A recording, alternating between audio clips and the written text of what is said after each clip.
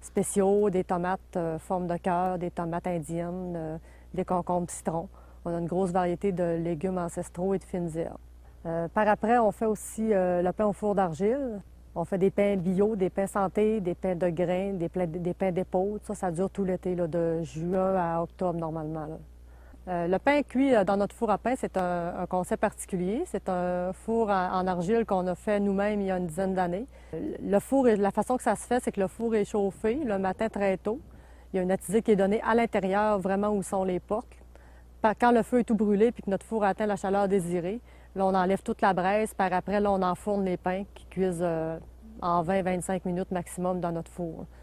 C'est vraiment une technique particulière. C'est une journée de travail à temps complet. La durée de vie est environ, peut-être qu'il faut refaire l'argile à toutes les 12 ou 15 ans, là, dépendamment de la façon que c'est fait.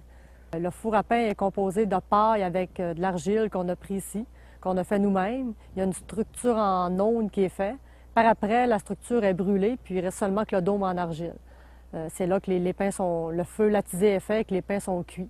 Une nouveauté qui va avoir lieu à l'Orée des Bois cette année, c'est qu'on a une étudiante en boulangerie-pâtisserie qui, elle, va faire du pain tout l'été, va faire des brioches, va faire des croissants, des chocolats.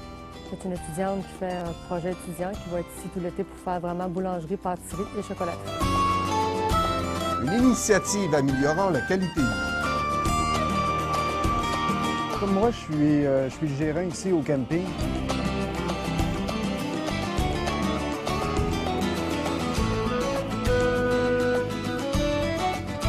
Au départ, en 1994, j'avais eu un accident de voiture. J'avais un bac en récréologie.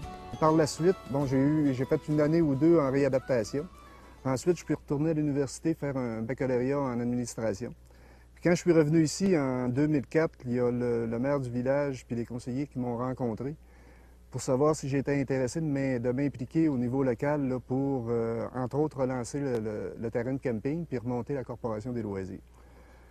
Fait que c'est sûr que j'ai accepté avec plaisir. Étant récréologue de formation, c'était un défi qui m'intéressait. C'est certain qu'à l'époque, comme le conseil me disait, il n'y avait pas il n'y avait pas de moyens financiers, si on veut, pour payer un gérant, mais moi, j'ai accepté de le faire bénévolement parce que ça m'intéressait de pouvoir m'impliquer dans mon milieu.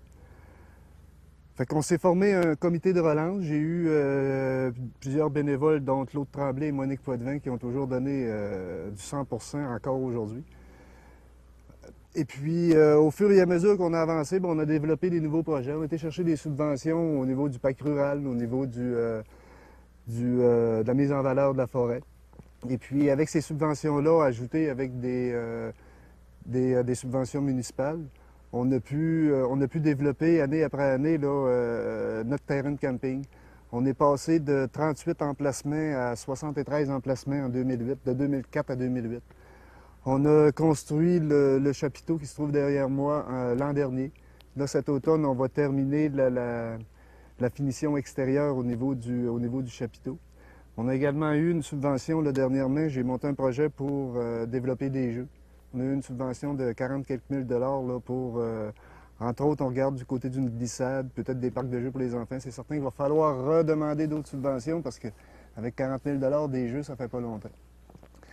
Depuis 2004, on a passé l'achalandage du camping là, de moins de 10 à plus de 70 les recettes également ont multiplié. Je veux dire, on avait moins de 10 000 là, on est rendu à un chiffre d'affaires qui frôle le 100 000 depuis janvier dernier, j'ai également là, la gestion bénévole de la salle communautaire. Okay, la salle ferme, si on veut, le parc. On a le chapiteau de ce côté-ci, puis de l'autre côté, à l'extrême, on a la salle communautaire qui fonctionne plus sur 12 mois. Du côté de la salle communautaire, c'est plus avec un comité bénévole qu'on fait gérer la salle durant l'hiver en organisant des activités pour les personnes de tous les âges. Également, au cours des dernières années, on a mis de l'avant une coop étudiante, une CJS, qui fait travailler une dizaine de jeunes là, pendant tout l'été, en plus de 2 animateurs. Également, au niveau des activités, je veux dire, il y a 5 ans, il y avait 2 animateurs qui travaillaient ici. Cette année, on avait 2 employés permanents, puis on avait 12 étudiants qui ont travaillé à temps plein tout l'été. Je pense jusqu'à présent, on a réussi. On a fait des belles activités. Entre autres, on a un bike show pour le profit d'un enfant handicapé, Tommy. On a notre fête nationale qui a réussi encore cette année. Le bike show est un succès. Au niveau des activités, comme là, le week-end dernier, on avait une activité de pêche à la truite dans notre petit lac. Ça, c'est une idée du conseil municipal.